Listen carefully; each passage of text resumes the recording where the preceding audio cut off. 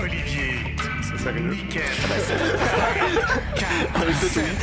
En fait, pour être très honnête, un jour, j'espère qu'on reçoive un Judith Jasmin. Ben, on sait jamais. Faut s'appliquer pour ça? Je ne sais pas s'il faut appliquer, mais je pense que le ton que j'ai utilisé en ouverture, c'est suffisant. Alors, allez-y. On va envoyer ça. Ouais. Grosse journée, oui, hier en politique canadienne. Quel début de semaine. Wow! Wow, wow, wow! Wow, c'est notre ami Alex. Pour ceux qui étaient occupés hier à profiter du congé de TPS pour s'acheter des PS5, la VP Chrystia Freeland a démissionné avec fracas, ce qu'on appelle dans le milieu une bombe. Et d'ailleurs, il y a bien du monde qui a appelé ça une bombe. Bonjour à tous. C'est une démission qui a l'effet d'une bombe à Ottawa, littéralement. Oui, c'est une véritable bombe qui vient de tomber. C'est toute une bombe qui est tombée plus tôt aujourd'hui à Ottawa. Toute une bombe?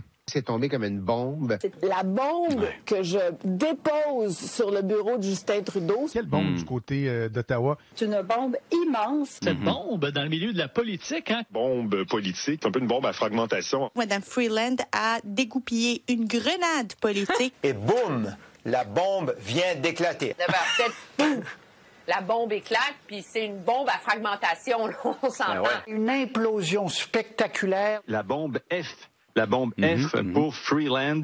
Cette bombe atomique qu'elle a laissé tomber hier. Qui a eu l'impact d'une bombe nucléaire politique. C'est quand même intense. C'est une bombe nucléaire, là. Ça a vraiment eu l'effet d'une bombe nucléaire, sa démission. Une bombe est tombée du côté d'Ottawa.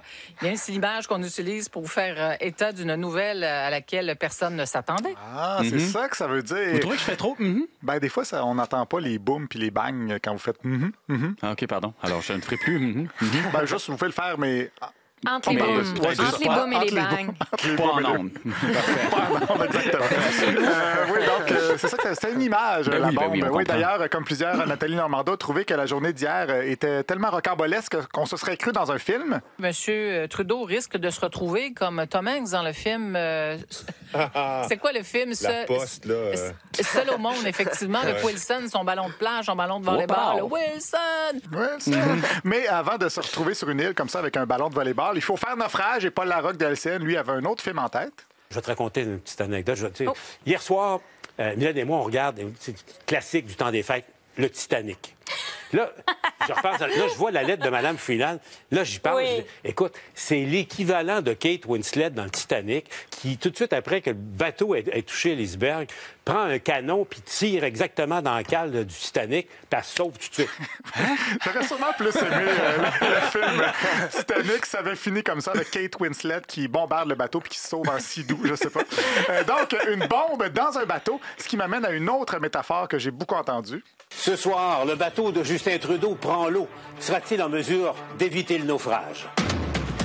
Mme Freeland vient de larguer une bombe dans un bateau qui coule déjà. Les matelots sautent le bateau. Est-ce que c'est parce que le navire coule qu'on quitte? Le problème, c'est le navire libéral qui est fatigué, usé, troué, ou c'est Justin Trudeau comme capitaine avec lequel on ne veut plus travailler? Ça quitte le navire comme quand un bateau coule, là, clairement. Mais... Il prend l'eau assez sérieusement. Le bateau de Justin Trudeau va couler avec l'immigration et les finances. J'ai eu l'impression de regarder un bateau couler tranquillement avec le capitaine qui s'accroche au gouvernail en disant qu'il est toujours en contrôle de la situation.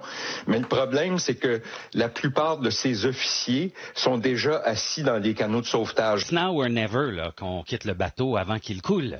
Peut-être que pendant un certain temps, elle s'imaginait comme possible prochaine capitaine de ce bateau-là. J'ai enlevé le New York Times la semaine passée avec Mélanie Joly, qui était comme pressentie comme successeur, je pense. Yel, le successoriste, qu'on dit. Et là, vous avez peut-être l'impression que tous les analystes politiques sont interchangeables, finissent par dire la même chose, mais attendez une minute, je n'ai pas fini. Parce qu'après son naufrage dans une explosion de bateau, M. Trudeau serait dû pour aller prendre une petite marche de santé. Il va probablement aller marcher dans la neige. La marche dans la neige, c'est ce que Pierre Trudeau a fait. Il va peut-être attendre une prochaine bordée de neige pour aller faire la marche dans la neige. Prendre une marche dans la neige en Noël puis jour de l'an. Ira-t-il faire cette fameuse marche dans la neige? Lorsqu'il ira marcher dans la neige. Est-ce que c'est le moment de la marche dans la neige? Est-ce qu'il doit aller marcher dans la neige? La petite marche dans la neige de Justin Trudeau pourrait-elle se produire? Son père est allé prendre une grande marche dans la neige. Et prendre une grande marche dans la neige. La fameuse marche dans la neige. Peut-être va-t-il faire une petite marche dans la neige? Il ira marcher dans la neige comme office jadis son père. La fameuse marche dans la neige, là. Il va peut-être marcher dans la neige. Moi, je vous dis qu'il neige, c'est lui qui marche pas. Bon. C'est fini les montages pour aujourd'hui. Espérons juste quand même que le bateau se sera échoué dans un banc de neige pour faire une pierre deux coups. Et j'ai pas fini avec les analogies, par contre, parce que le chef du Bloc québécois, Yves-François Blanchet, lui a décrit ainsi la situation des libéraux. Que ce gouvernement-là a déjà largement dépassé la date d'expiration. Tu sais, je disais un peu plus tôt, ils ont l'air des dindes sur le bord de l'autoroute qui cherchent parce que ça va trop vite. Des dindes qui se cherchent sur le bord de l'autoroute. On espère juste que le maire de Louisville passe pas par là avec son bat de On va lui parler vendredi au maire de Louisville. Ça va exciter énormément, ça.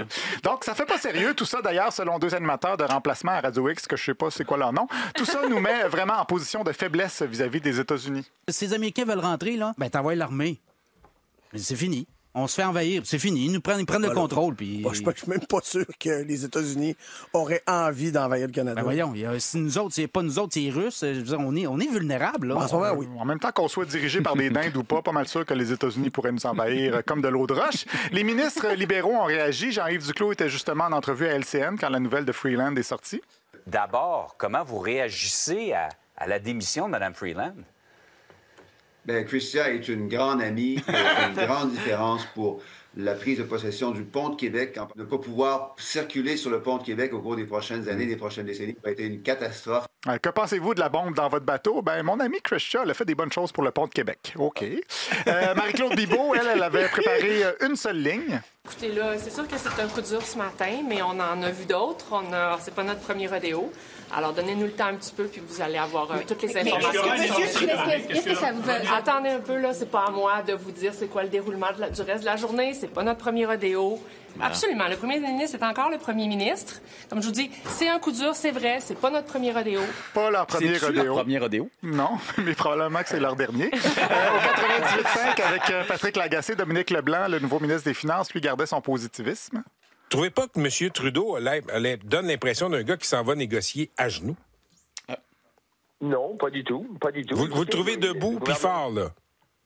Oui. Bon, j'ai dit gardait son positivisme, mais je voulais dire faisait l'autruche. Et ou la dinde, dirait Yves-François Blanchet. Et là, finalement, le jovialiste ministre Leblanc a peut-être été inspiré par son chef qui, hier soir, faisait malgré tout un discours devant des donateurs du parti. Bonsoir, mes amis. Merci d'être ici ce soir. Y a-t-il des libéraux dans la salle? De moins en moins, Justin. De moins en moins. Merci beaucoup, Olivier.